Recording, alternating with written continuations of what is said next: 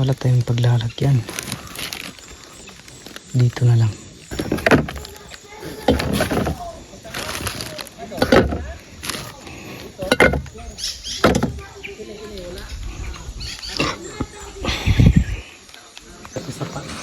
Ubus kayo ba dito sa ubus? Bakas. Tagpok ng puso lagi brad. Kahoy lawaan. Tagpok lagi. Wala, nabira ka. Ipaano to? Hindi ka naman. Takmaktan ka po. May sumayaw.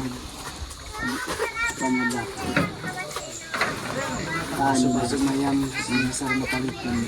Terus makan.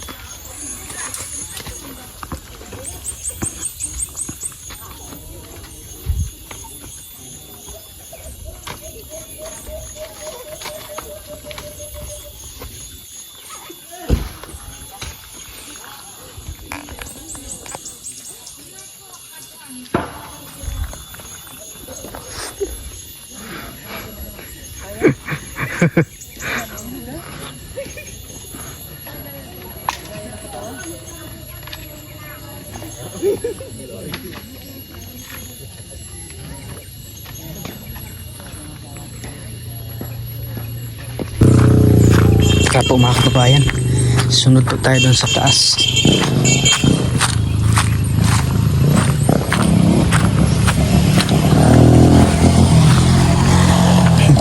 Delikado yung ano nila dito.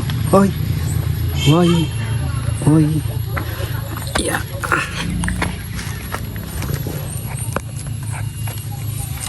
Naku po.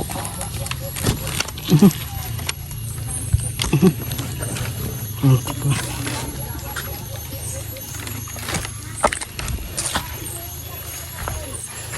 Yan, siguro tarik po nito. Pero go pa rin kay Sir Paul.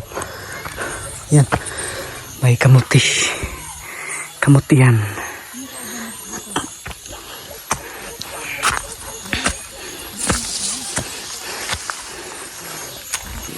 Yan po mga kababayan. Balikan po natin yung payong ni Sir Paul. Kasi naulan naman po. Yan.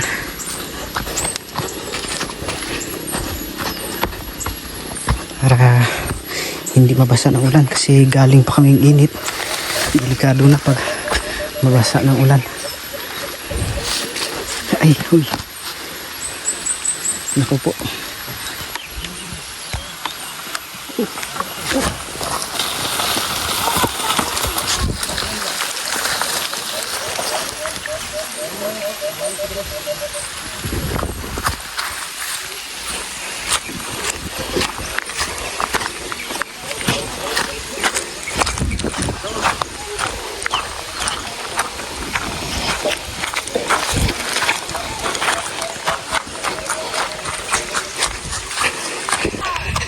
Solar daw po.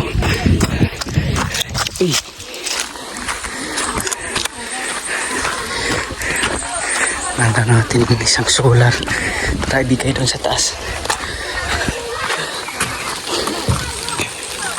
Saan naman? Saan itong solar dyan? Tama ba na? Oh.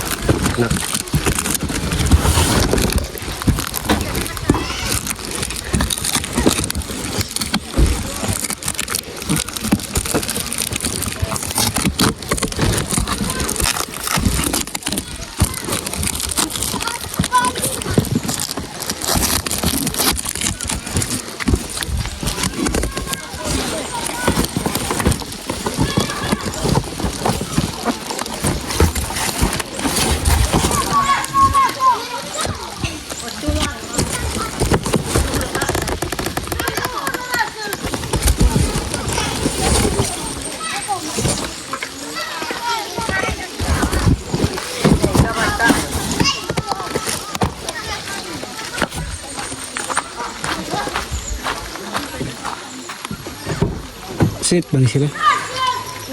Kani, lahi, dili eh. Kani na ano. Marag ispat na sila. Oh, ispat. Matag ba sa atin na uta? Mau ni ang ko siguro kaning solar. Siguro.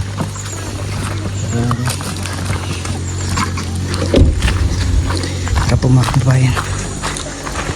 Balik po tayo dun sa taas mga kababayan. Dala po natin tong solar.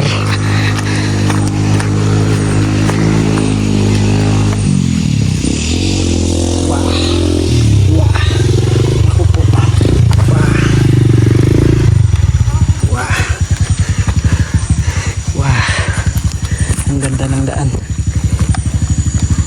Lagi daan sa may hawakan.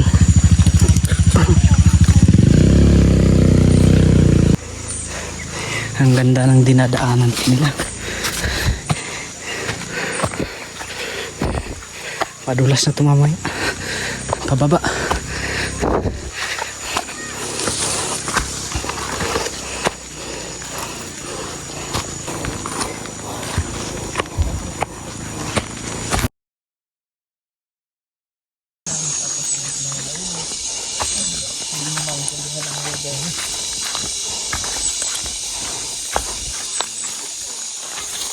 Kapag baba, bakit madulas?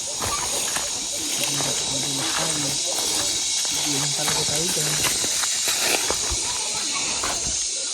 Yawi? Puro naman.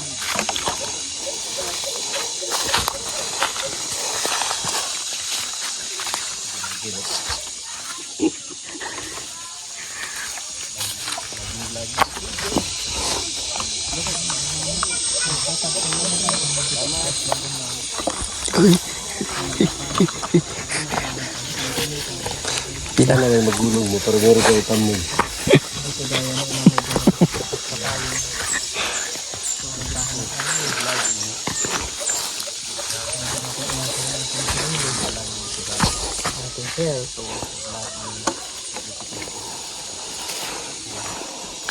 Hindi ko naman sinasabi na ako. Malakas pa rin. Ingat lang. Importante pa rin yan. Ang sulito. Tayo mag-ingat. Ang buhay. Ang buhay, weather lang. Marami pa tayo musong gagawin. Kaya ko pang umintik sa pagmuso natin. Ito nang balang hayo. Kaso anong balang ito ba? Hindi mo din. Oo. Kakayin.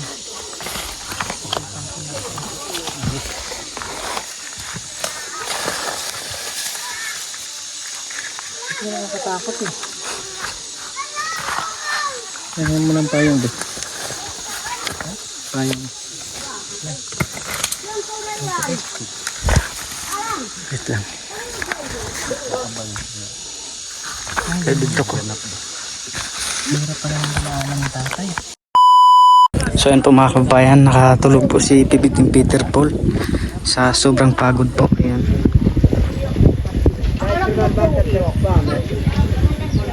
Nakatulog na po.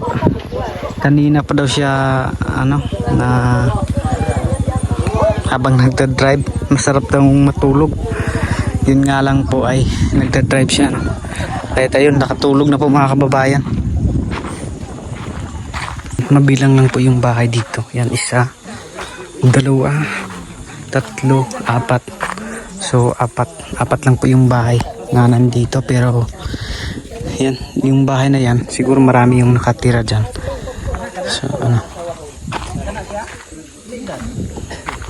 So bali dito na pala kami matutulog ngayon. Dahil po meron po sanang ikakasal dito mga kababayan. 15 years old yung babae, tapos yung lalaki po ay nasa 28. So mabuti na lang po mga kababayan at dumating si Sir Paul dito sa lugar na to. At ano po, kumbaga yun talaga yung plano ni God para ma-save yung babae. Dahil hindi pa talaga pwede na-save yung babae na, at yun, kinuha ni Sir Paul na scholar para maipagpatuloy yung kanyang pag-aaral. So ayun, grabe talaga yung plano ni God, no? Kagaya din sa nangyari doon kay Mylene po mga kababayan, no? Ganito rin. So ngayon dito muna kami matutulog at kumbaga sasaksihan namin yung ano. Meron po kasing pinalit. So ayan, panoorin nyo na lang po mga kababayan doon kay Sir Pulpugong Biyahero yung mga yung kanyang pag-rescue po sa 15 years old na babae na isa rin katutubo na kung saan ay sa pilitang pinag-asawa sana. So mabuti na lang po at yung kanyang ate na lang po yung pinalit na ipaasawa doon sa lalaki. Kaya yun, ano na po sila doon mga kababayan, kumbaga naghahanda para sa sa kasal. So ganito din po yung kanilang estilo po mga kababayan sa kanilang pagkasal. So dun sa amin ay iba din po, no? Kumbaga nakasuot, lalo na sa tribal wedding, nakapagsuot talaga ng yung katutubong kasuotan, yung babae at saka lalaki, at saka yung mga dato ay nagsuot din ng mga tribal attire, no?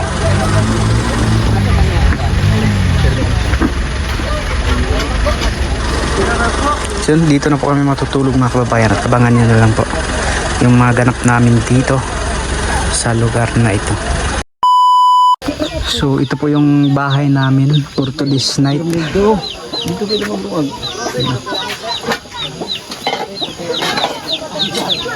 Merong kusina. Yung mga gamit ay nandito na po. Kamu anak. Da. Ababoy ni? Dili. Gulay mana? Mga panglamas mana? Lamas rin. Ay manok. Huh? Da.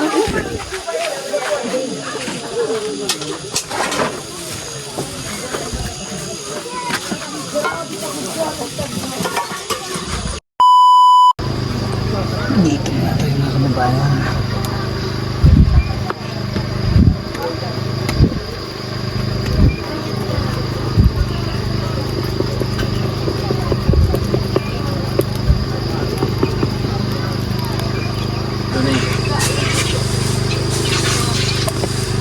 Isa na.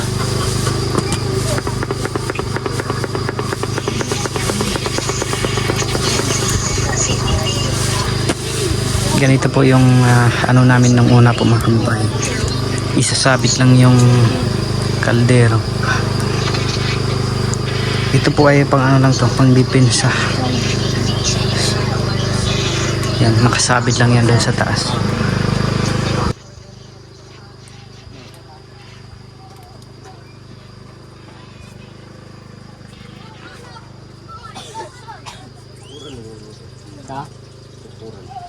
Depensa.